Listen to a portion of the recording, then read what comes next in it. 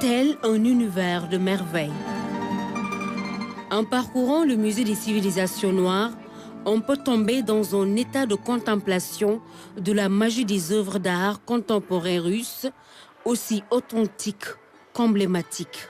Ça nous rappelle l'ancienne peinture académique, quand je vois ça, par exemple, sur le travail qui est fait, sur ce qu'ils ont utilisé comme matière plastique et travaillé. Ça me rappelle franchement des œuvres d'époque. Et il y en a certains aussi qui sont très contemporains, comme cette dame qui a travaillé avec la dentelle. Il y a un travail méticuleux sur l'art qui est fait. Léonid Tishkov nous invite à voyager dans l'espace avec cette fusée tricotée.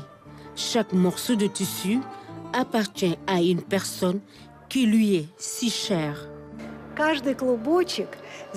Chaque bout de tissu, en fait, chaque nœud, là, il est fait des vêtements de nos parents, en fait.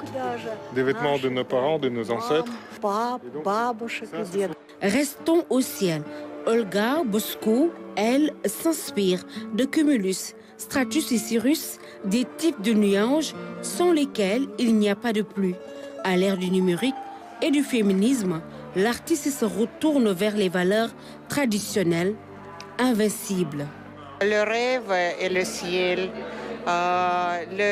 l'image de la ville, comme de la ville de Moscou par exemple, la prière, la foi et les autres choses, les plus grandes choses.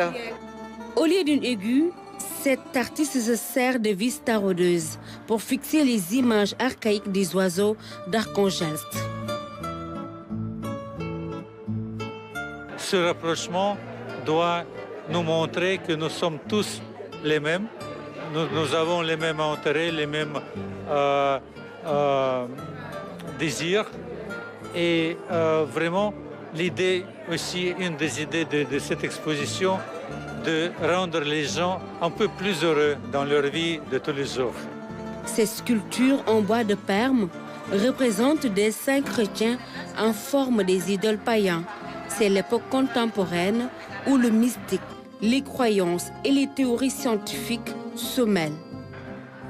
Et que dire des ailes de Tatiana Badanina? Elle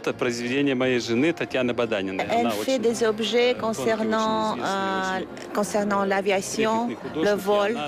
Elle travaille avec les substances de papier différents, de différentes origines, comme le papier japonais par exemple. Et cette œuvre qui est très délicate, très sensible et représente aussi un effet d'aviation.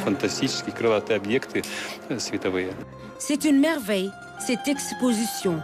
La puissance de l'art est symbolisée dans toutes ces œuvres fantastiques. De l'ironie, de la poésie, des traditions et des visions du futur et coexistent en toute symbiose.